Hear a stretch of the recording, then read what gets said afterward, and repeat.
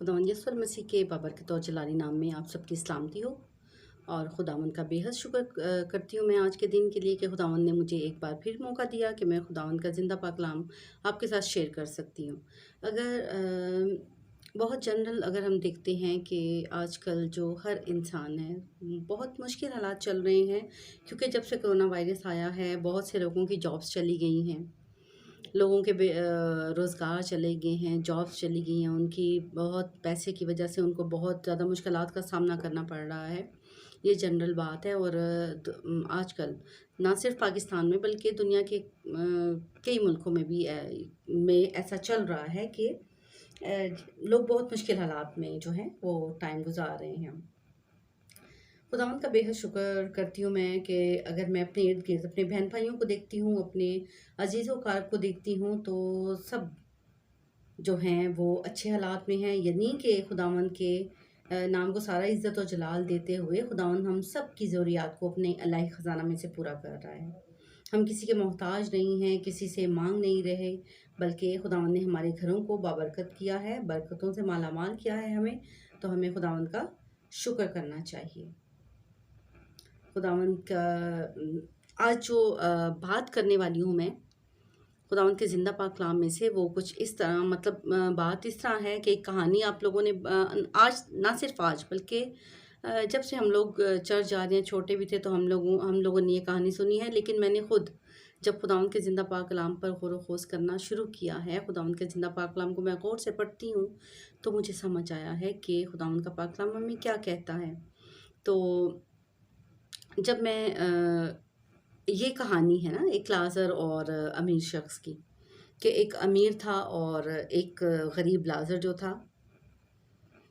वो गरीब जो लाज़र था वो बीमारियों से, और मतलब उसके बॉडी में तकलीफ़ें थी, शायद दाने थे, फोड़े थे, कुछ इस तरह का ज़िक्र है ना कि नासूर थे उसमें। और उसको जो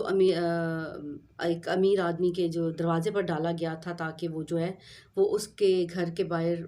पड़ा रहता था। कुत्ते भी आते थे, उसके नासूरों को चाटते थे, और उसके घर में जो खाना वाना बच जाता था वो उसको दे देते थे। तो उसकी ज़िंदगी, जब एक बंदा मुश्किल में है, तकलीफ़ में है, बीमारी में जकड़ा हुआ है, तो उसके लिए ज़िंदगी बहुत मुश्किल हो जाती है। ज़िंदगी गुजारना, ज़िंदगी की नेमतों से लुत्फ़अंदोज़ होना, मतलब एक बंदा उठ नहीं सकता, कुछ कर नहीं सकता, कमा नहीं सकता, तो उसकी ज़िंदगी तो बहुत ज़्यादा मुश्किल होगी। तो और दूसरा, एक जो दूसरे शख्स की इसी चैप्टर में बात हो रही है, वो अमीर शख्स है, जो हर रोज़ पार्टीज़ भी करता है,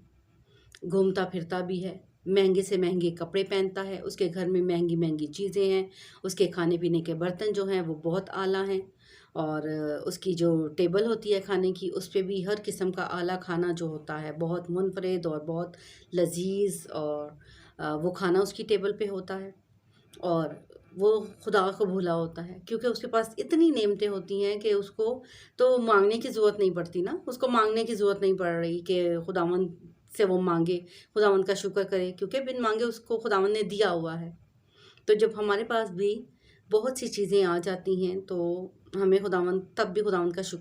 शुक्रगुज़ार होना चाहिए। तब भी हमें हर वक्त खुदावंद की शुक्रगुज़ारी करनी चाहिए कि खुदावंद, क्योंकि हमारे पास जितनी भी नेमतें हैं, बरकतें हैं, हमारी ज़रूरियात को पूरा करने वाली सिर्फ़ इलाही ज़ात मेरे खुदावंद यीशु मसीह की प्यारी ज़ात है, जो हम सब की ज़रूरियात को पूरा करती है, वरना ये किसी इंसान के बस की बात नहीं है। तो ये कहानी जो है वो इस तरह थी कि मतलब वो जो गरीब शख्स था, बीमार भी था, तकलीफ़ों में था, तो ज़िंदगी उसने बहुत कठिन, बहुत मुश्किल से, शायद मेरा ख़्याल है कि वो पड़े-पड़े खुदावंद का शुक्र ही करता होगा। वो दुआ में ही अपना टाइम गुज़ारता होगा, वो दूसरों के लिए दुआ करता होगा। मैं अब खुद जब सोचती हूँ कि जब वो बाप इब्राहिम की गोद में पहुँचाया गया, जब वो मर गया, तो फ़रिश्ते उसको ले जाकर बाप इब्राहिम की गोद में उन्होंने डाला, और उसके बाद उसकी लाइफ जो थी वो चेंज होगी। ज़ाहिर बात है, उसे जलाली लिबास मिल गया, वो जलाल से भर गया, उसकी सारी तकलीफ़ें, उसके सारे दुख, हर तरह की मुश्किल जो थी वो उससे चली गई, और उसकी ज़िंदगी पुरसकून हो गई, जलाल से भर गई। उसे हर तरह की नेमत जो थी वो मैसर थी। तो मैं सोच रही थी कि वो ज़िंदगी में जब वो मुश्किल में था, तकलीफ़ में था, तो मेरा ख़्याल में वो दुआ में बहुत ज़्यादा टाइम गुज़ारता था। मेरा मानना है, मेरा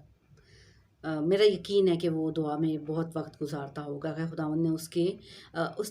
اس سے بھی گناہ ہوئے ہوں گے، لیکن خداوند یسوع المسیح کی واحد ذات ہے جو گناہوں کو معاف کرنے پر قدرت رکھتی ہے۔ تو خداوند نے اس کے سارے گناہوں کو معاف کیا، اس کی تکلیف کو دیکھتے ہوئے، اس کی تکلیف کے جو اس نے زندگی میں گزاری تھی، اس کو خداوند نے اس کا صلہ دیا، کیونکہ اس نے جو اپنا ٹائم تھا وہ دعا میں گزارا، خداوند کی حضوری میں گزارا، اور خداوند کی ناشکری نہیں کی۔ جو امیر شخص جو تھا، لازر جو تھا، امیر شخص جو تھا سوری، اس نے جو اپنا ٹائم تھا وہ عیاشی میں، پارٹیز میں، اپنے آپ کو اپنے دوستوں کے ساتھ ٹائم گزارنے میں بھی اس کے پاس بہت سی فیسلٹیز ہوں، گیمز ہوں، موویز ہوں، مطلب وہ اس زمانے کی بات تو نہیں کر رہے، شاید وہ نہیں تھی، لیکن پھر بھی وہ گھومنے پھرنے جا سکتا تھا، وہ ڈرنک کر سکتا تھا، اور وہ دوسروں کی مدد نہیں کرتا ہوگا۔ خداوند نے اسے اتنا دیا ہوا تھا، وہ غریب لازر کا علاج کروا سکتا تھا، وہ اس کو اچھی جگہ پر رکھ سکتا تھا، وہ اس کے دروازے میں پڑا ہوا ہے، یہاں تک کہ کتے باہر سے آتے ہیں اور اس کے زخموں کو، اس کے ناسوروں کو چاٹتے ہیں۔ تو کیا وہ جب وہ اتنا مالدار ہے، اتنا اس کے پاس ہے، تو وہ اس کو لازر کی مدد کر سکتا تھا، لیکن اس نے نہیں کی۔ اور جب وہ مرا تو اس کو فرشتے اٹھا کے آگ کی جھیل میں چھوڑ آئے۔ وہاں جب اس کو وہ تڑپ رہا تھا، جو اس آگ سے، اس تپش سے اس کے جسم جو تھا وہ بہت زیادہ تڑپ رہا تھا، تو اس نے باپ ابراہیم کو دیکھا کہ لازر جو ہے وہ باپ ابراہیم کی گود میں بیٹھا ہوا ہے، بہت پرسکون ہے۔ تو اس نے باپ ابراہیم کو کہا کہ باپ ابراہیم، اس لازر کو بھیج میرے پاس کہ یہ اپنی انگلی کا سرا جو ہے وہ پانی میں ڈبو کر میرے منہ میں ڈالے، کیونکہ میں بہت تکلیف میں ہوں، بہت جل رہا ہوں۔ تو باپ ابراہیم نے اس کو کیا جواب دیا کہ جہاں تو ہے اور جہاں ہم ہیں، اس کے بیچ میں ایک بہت بڑا گڑھا ہے، اتنا بڑا گڑھا ہے کہ جو یہاں ہے وہ اس طرف نہیں آ سکتے، اور جو اس طرف ہیں وہ یہاں نہیں آ سکتے۔ تو اتنا بڑا جو ہے ہمارے بیچ میں فاصلہ ہے، تو لازر نہیں آ سکتا کہ تجھے پانی پلائے۔ تو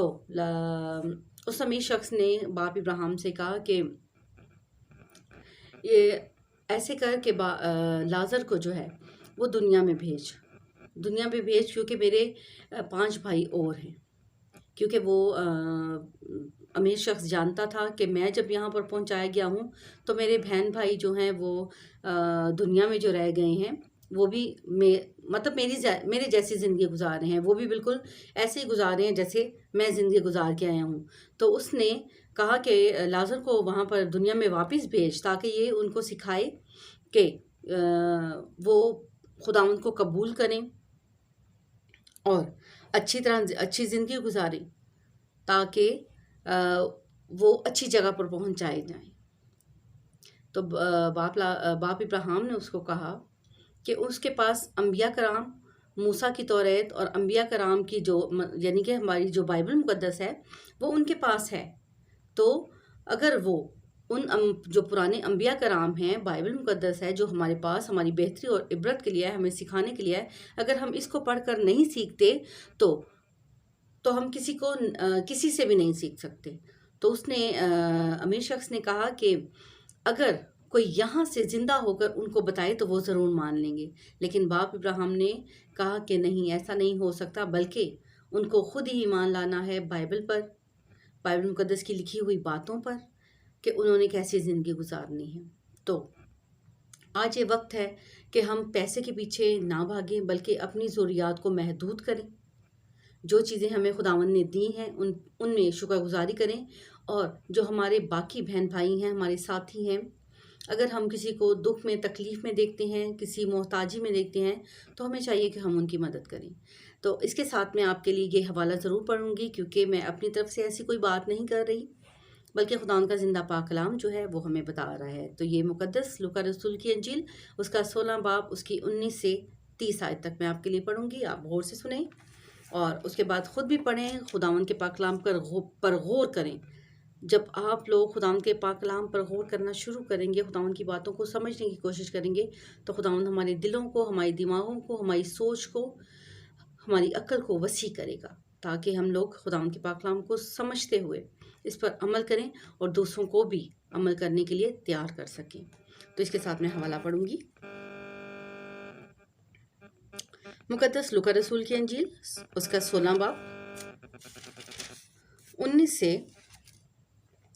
30 آیت تک۔ ایک دولت مند تھا جو ارغوانی اور مہین کپڑے پہنتا اور ہر روز خوشی مناتا اور شان و شوکت سے رہتا تھا، اور لازر نام ایک غریب ناسوروں سے بھرا ہوا اس کے دروازہ پر ڈالا گیا تھا۔ اسے آرزو تھی کہ دولت مند کی میز سے گرے ہوئے ٹکڑوں سے اپنا پیٹ بھرے، بلکہ کتے بھی آ کر اس کے ناسور چاٹتے تھے۔ اور ایسا ہوا کہ وہ غریب مر گیا، اور فرشتوں نے اسے لے جا کر ابراہیم کی گود میں پہنچا دیا، اور دولت مند بھی موا اور دفن ہوا۔ اس نے عالم روا کے درمیان عذاب میں مبتلا ہو کر اپنی آنکھیں اٹھائیں اور ابراہیم کو دور سے دیکھا اور اس کی گود میں لازر کو، اور اس نے پکار کر کہا، اے باپ ابراہیم، مجھ پر رحم کر کہ لازر کو بھیج کے اپنی انگلی کا سرا پانی میں بھگو کر میری زبان تر کرے، کیونکہ میں اس آگ میں تڑپتا ہوں۔ ابراہیم نے کہا، بیٹا، یاد کر کہ تو اپنی زندگی میں اپنی اچھی چیزیں لے چکا، اور اسی طرح لازر بری چیزیں، لیکن اب وہ یہاں تسلی پاتا ہے اور تو تڑپتا ہے۔ اور ان سب باتوں کے سوا ہمارے درمیان ایک بڑا گڑھا واقع ہے، ایسا کہ جو یہاں سے تمہاری طرف پار جانا چاہیں نہ جا سکیں، اور نہ کوئی ادھر سے ہماری طرف آ سکے۔ اس نے کہا، پس اے باپ، میں تیری منت کرتا ہوں کہ تو اسے میرے باپ کے گھر بھیج، کیونکہ میرے 5 بھائی ہیں، تاکہ وہ ان کے سامنے ان باتوں کی گواہی دے، ایسا نہ ہو کہ وہ بھی اس عذاب کی جگہ میں آئیں۔ ابراہیم نے اس سے کہا، ان کے پاس موسیٰ اور انبیاء تو ہیں، ان کی سنیں۔ اس نے کہا، نہیں اے باپ ابراہیم، ہاں، اگر کوئی مردوں میں سے ان کے پاس جائے تو وہ توبہ کریں گے۔ اس نے اس سے کہا کہ جب وہ موسیٰ اور نبیوں کی نہیں سنتے تو اگر مردوں سے کوئی جی اٹھے تو اس کی بھی نہ مانیں گے۔ خداوند کے پاک کلام کے پڑھے اور سنے جان پر خداوند کی بے حد برکت ہو۔ خداوند کا سچا اور زندہ پاک کلام ہمیں بتاتا ہے کہ جو اس دنیا سے چلے گئے ہیں ان میں سے کوئی سکھانے کے لیے، بتانے کے لیے ہمارے پاس نہیں آئے گا، بلکہ جو خداوند کا زندہ پاک کلام ہمارے پاس موجود ہے، ہمیں اسی پر عمل کرنا ہے، اسی کو پڑھنا ہے کہ خداوند کا پاک کلام ہمیں کون سے حکم دیتا ہے، کون سی باتیں سکھاتا ہے، تاکہ ہم ان باتوں پر عمل کرتے ہوئے، خداوند کی حضوری کو محسوس کرتے ہوئے خداوند کے بتائے ہوئے راستے پر چلیں، اور ہمیشہ خداوند سے اپنی بہتری کے لیے اور دوسروں کی بہتری کے لیے التجا اور منت کرتے رہیں۔ آخر میں ایک چھوٹی سی دعا کروں گی۔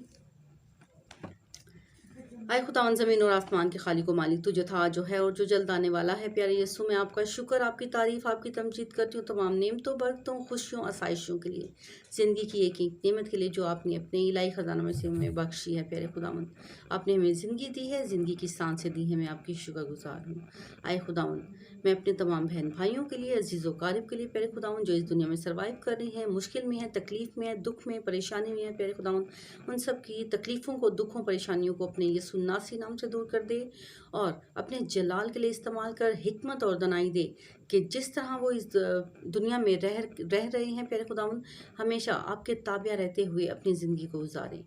جو باتیں آپ نے ہمیں سکھائی ہیں، جو راستہ آپ نے ہمیں دکھایا ہے، ہم ہمیشہ اسی راستے پر چلیں۔ پیارے خداوند، دنیاوی چیزیں ہمارے راستے میں رکاوٹ نہ بنیں۔ اے پیارے خداوند، ہم سب کی ضروریات کو اپنے الہی خزانوں میں سے پورا کر۔ یہ سب کچھ مانگ اور پا لیتی ہوں آپ کے پیارے بیٹے اپنے خداوند یسوع المسیح کے پیارے نام سے، آمین۔ خداوند کا شکر ہو، آمین۔ آپ سب کے لیے کہ میں شکر گزار ہوں جو اس ویڈیو کو دیکھ رہے ہیں، کہ خداوند آپ سب کے ساتھ ہو، اور ہمیشہ اپنے ارادوں کو، اپنے دل و دماغ کو پاکیزگی کی طرف لائیں، نہ کہ دنیا کی غلیظ، کیونکہ دنیا میں غلاظت بہت بڑھ گئی ہے، تو اپنے آپ کو اس غلیظ ماحول سے دور رکھیں اور ہمیشہ خداوند کے قریب رہنے کی کوشش کریں۔ خداوند آپ کو بے حد برکت دے، آمین۔